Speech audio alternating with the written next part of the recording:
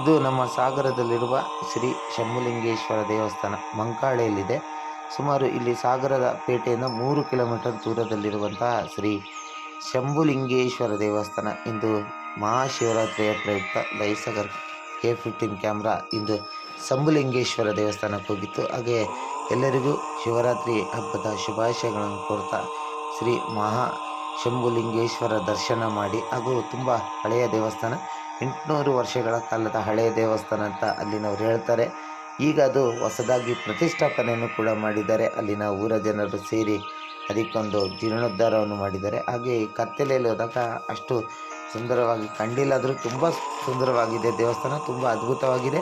ತುಂಬ ಅದ್ಭುತವಾದಂಥ ಸ್ಥಳದಲ್ಲೂ ಕೂಡ ಇದೆ. ಹಾಗಾಗಿ ಒಮ್ಮೆ ಶಂಭುಲಿಂಗೇಶ್ವರ ದೇವಸ್ಥಾನ ಮಂಕಾಳೆ, ಎಡದಿಗಳ ಮನೆ ಪೋಸ್ಟ್, ಇಲ್ಲಿ ಬನ್ನಿ. ಯಾರಿಗಾದ್ರೂ ಕೇಳಿದ್ರೆ ಅಡ್ರೆಸ್ ಹೇಳ್ತಾರೆ. ಸೀದಾ ಬೆತನಿ ಸಂಸ್ಥೆಯ ಶಾಲೆಯಿಂದ ಒಂದೇ ರಸ್ತೆಯಲ್ಲಿದೆ. ಮುಂದೆ ಹೋಗ್ತಾ ಇದ್ದಂಗೆ ಯಾರಿದ್ರು ಹೇಳ್ತಾರೆ.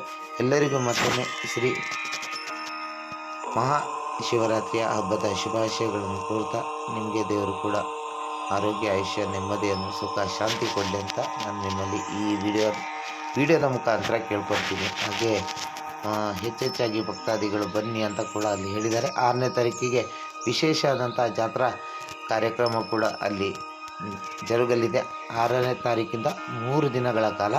ಹಾಗೆ ಇದರ ಹಿಂಭಾಗದಲ್ಲಿ ಇದೆ ದೇವಸ್ಥಾನ, ಕಾಳಿಕಾಂಬ ದೇವಸ್ಥಾನ ಇದೆ. ಅದು ಮಂಕಾಳೆ ಆಗಿದೆ, ಕಾಳಿಯಮ್ಮ ಮಂಕಾಳೆ ಆಗಿದೆ. ಹಾಗಾಗಿ ಈ ದೇವಸ್ಥಾನದ ವಿಶೇಷತೆಗಳನ್ನು ಇನ್ನೊಮ್ಮೆ ಪೂರ್ಣ ವಿಡಿಯೋದೊಂದಿಗೆ ಮಾಡ್ತೀನಿ. ಹಾಗಾಗಿ ನಿಮಗೆ ಮಹಾಶಿವರಾತ್ರಿಯ ಹಬ್ಬದ ಶುಭಾಶಯಗಳನ್ನು ಕೋರ್ತೀನಿ. ಧನ್ಯವಾದಗಳು. ಹೀಗೆ ನಮ್ಮ ಚಾನಲ್ನ ನೋಡಿ, ಲೈಕ್ ಮಾಡಿ, ಸಬ್ಸ್ಕ್ರೈಬ್ ಮಾಡಿ ಹಾಗೂ ಶೇರ್ ಮಾಡಿ ನಮ್ಮನ್ನು, ಈ ಚಾನಲ್ನನ್ನು ಬೆಳೆಸಿ ಉಳಿಸಿ ಅನ್ನೋದೇ ನನ್ನ ಉದ್ದೇಶ. ಧನ್ಯವಾದಗಳು.